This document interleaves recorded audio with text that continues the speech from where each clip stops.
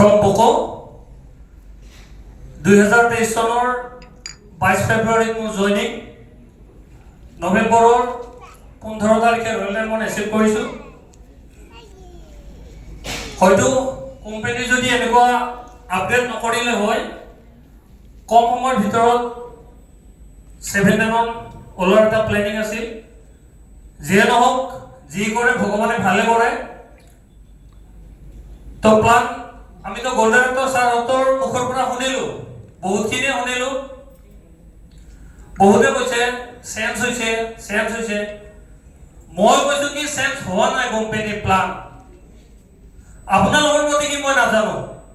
কোনোবা ক'ব নেকি চেঞ্জ হোৱা নাই বুলি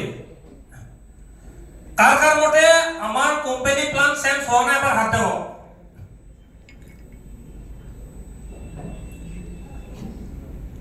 কাৰ মতে আমাৰ কোম্পানীৰ প্লান চেঞ্জ হোৱা নাই এবাৰ আপোনালোকে প্লিজ হাত দেখাওকচোন আপগ্ৰেড কৰিছে আপগ্ৰেড তাৰমানে দুজন ছাৰকে এজন মেডাম আছে এজন ছাৰ আছে তেওঁলোকৰ মতে চেঞ্জ হোৱা নাই আৰু আমাৰ মতে চেঞ্জ হোৱা নাই কোম্পানীৰ প্লানটো আপগ্ৰেড হৈছে ইনকাম কিন্তু আমাৰ 7টা ইনকামে আছে হয়তো আমি বহুত লিডাৰে বহুত ডাঙৰ লিডাৰে আমি প্লানটো বুজবা চেষ্টা কৰা নাই সেইকাৰণে আমি কৈছো যে চেঞ্জ হৈছে আমাৰ নিজৰ ওপৰত ডাউট আছে আমাৰ নিজৰ ওপৰত আমাৰ কনফিডেন্স নাই কনফিডেন্স লেভেল তোমাৰ কমি গৈছে সেইকাৰণে আমি কৈ আছো যে চেঞ্জ হৈছে আমি যদি চেঞ্জ হোৱা বুলি কৈ থাকো তেতিয়াহ'লে আমাৰ তলৰ লিডাৰখিনিক তলৰ মানুহখিনিক আমি কেনেকৈ বুজাম কাৰণ আমি যদি নাৰ্ভাছ হৈ যাওঁ এজন পিতৃয়ে যদি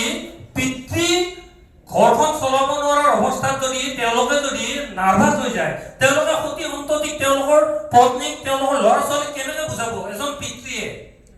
তো মোৰ আপলাইনে যদি মোক কয় যে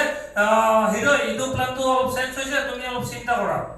আমি অলপ চিন্তা কৰিব লাগে প্ৰত্যেকৰ যদি আপলাইনে যদি তেনেকৈ কয় তো আপোনালোকে প্ৰত্যেকে নাৰ্ভাছ হোৱাটো স্বাভাৱিক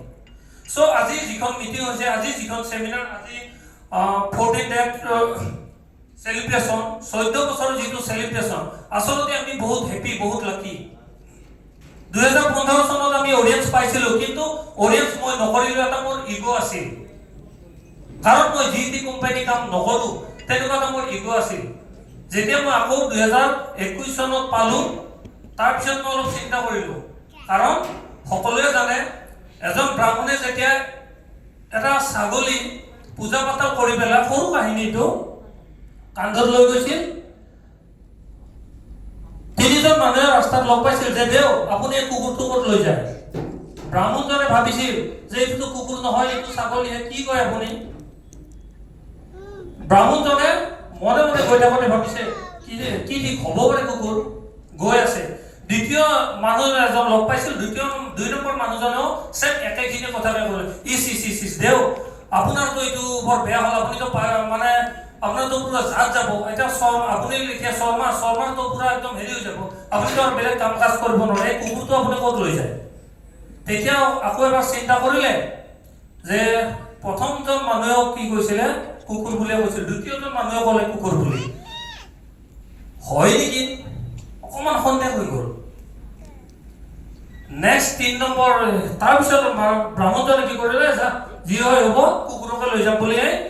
তেওঁ ঘৰলৈ গ'ল নেক্সট তেওঁ পদুলি পোৱাৰ আগে এজন আৰু 3 নম্বৰ ব্যক্তিজন লগ পালে 3 নম্বৰ ব্যক্তিজনে কি ক'লে ইছৰাম আপুনি বিৰাট বেয়া কাম কৰিছে দেখত নোহোৱা কাম এটা কৰিছে আপুনি ব্ৰাহ্মণ হৈ পেলাই আপুনি কিয় এনেকুৱা কাম কৰিল এই কুকুৰটো কিয় লৈ যায় তিনিজনে একেটা কথা যেতিয়া ক'লে ব্ৰাহ্মণজনে কি হ'ল পুৰা নাৰ্ভাছ হৈ গ'ল তেওঁৰ ওপৰত এনেকুৱাই হ'ল ছাগলীটো কুকুৰ হৈ পেলাই তেওঁ লাষ্টত সিদ্ধান্ত ল'লে যে যদি কুকুৰে হয় তেতিয়াহ'লে মই কুকুৰটো এৰি দিছোঁ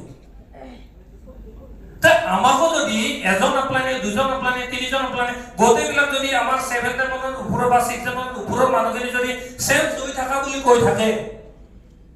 তেতিয়াহ'লে আমিতো নাৰ্ভাছ হ'ম কাৰণ আমাক উৎসাহিত কৰিব লাগে মই ভাবোঁ এনেকৈ আপোনালোকে কি ভাবে নাজানো কাৰণ আজি 14 বছৰৰ সেলিব্ৰেশনৰ আপোনালোকৰ লগত কিন্তু আমি এটা বস্তু দেখা নাই আগৰ যিবিলাক মিটিং আছিল আগৰ যিবিলাক সেমিনাৰ আছিল সেই সেমিনাৰত যিটো বস্তু আপোনালোকৰ মানে প্ৰত্যেকৰ মাজত আছিল আজি কিন্তু সেই বস্তুটো আমি দেখা নাই হয়তো আগত হ'ব পাৰে মোৰ অকণমান অহাতে দেৰি হৈছে চ' সেই বস্তুটো আমি এবাৰ চাব বিচাৰিছোঁ হয়তো কোনেও নাজানে যে কি বস্তু আমাৰ লগত আছে আমি দেখা নাই হয়তো আমাৰ MC ছাৰেও দেখা নাই আমাৰ আমজাদ আলী ছাৰে আছে আমজাদ আলী ছাৰৰ দেখা নাই কিয় দেখা নাই কাৰণ আপোনালোকে যদি সেই বস্তুটো তেওঁলোকক দিয়ে তেওঁলোকৰ আৰু এটা জোচ বাঢ়ে কাৰণ আমাৰ মিটিংখন সেইটো উদ্দেশ্যতে আমাৰ হয়তো সফল হৈ যাব পাৰে কওকচোন কি বস্তু জোচ জোচ অৰ্থাৎ আপোনালোকৰ নিজৰ কাৰণে যদি এটা ভাল ক্লিপিং দিব নোৱাৰে কোম্পানীৰ কাৰণে যদি CM আমাৰ কোম্পানী মেনেজমেন্টৰ কাৰণে যদি এটা ভাল ক্লিপিং দিব নোৱাৰে তালি দিব নোৱাৰে তেতিয়া আমাৰ MC ছাৰৰ জোচটো ক'ত আহিব দিয়কচোন প্ৰত্যেকে এবাৰ নিজৰ এটা জোচ দিয়ক জোৰদাৰ থ্যাংক ইউ সো মাচ বহুত বহুত ধন্যবাদ লগতে মোক যিয়ে এই প্লেটফৰ্মত আনিছিল সকলোৱে জানে বিলাল আহমেদ চৌধুৰী ছাৰ তাৰপিছত মই লগ পালোঁ ডক্টৰ আনিছ ছাৰক আৰু আমাৰ ছাৰ মোৰ ভাগ্য মই তেখেতক গুৰু হিচাপে মানিছোঁ অলপ দিন আগতে মই এটা কথা কৈছিলোঁ মাত্ৰ এইটো কথা কৈ পেলাই মই সামৰিম ছাৰে চাই আছে মোৰ ভয় লাগিছিল ছাৰক ইয়াতে দেখা নাই কাৰণে মোৰ জোচটো আৰু অহা নাছিল এটা কিন্তু ছাৰক দেখা পাইছোঁ যিয়ে নহওক আমাক গুৰু লাগে নে নালাগে আমাক গুৰু কেই প্ৰকাৰৰ জানে আমাৰ গুৰু কেই প্ৰকাৰৰ গুৰু তিনি প্ৰকাৰৰ সকলোৱে জানে আমাতকৈ আৰু অভিজ্ঞ ব্যক্তি আছে তেওঁলোকেও জানিব গুৰু অবিহনে কিন্তু অডিয়েন্স অৰ্থাৎ গুৰু মানে হৈছে আপলাইন অবিহনে কিন্তু অডিয়েন্স যিকোনো নেটৱৰ্কিং বিজনেছ সম্ভৱ নহয় গুৰু অবিহনে মন্ত্ৰ সফল নহয় তাৰমানে আমাক তিনিটা বস্তুৱে হয়তো সফল কৰিব গুৰুবিহীন মন্ত্ৰ পাখিবিহীন চৰাই লক্ষ্যবিহীন যাত্ৰা এই তিনিটা বস্তু যদি আপোনালোকে সফল মনোগ্ৰাহী যদি কৰি ল'ব নোৱাৰে তেতিয়াহ'লে সফল ক'তে নাপাব পাৰে ধন্যবাদ ইমানখিনি কৈ আজি মোৰ এই শ্বেয়াৰিং সামৰণি মাৰিছোঁ তাৰ বাবে বহুত বহুত ধন্যবাদ দিছোঁ আমাৰ MC ছাৰলৈ MC ছাৰৰ বাবে পুনৰবাৰ এবাৰ জোৰদাৰ হাত চাপৰিৰে দিয়াৰ বাবে আমি অনুৰোধ জনাইছোঁ থেংক ইউ সো মাছ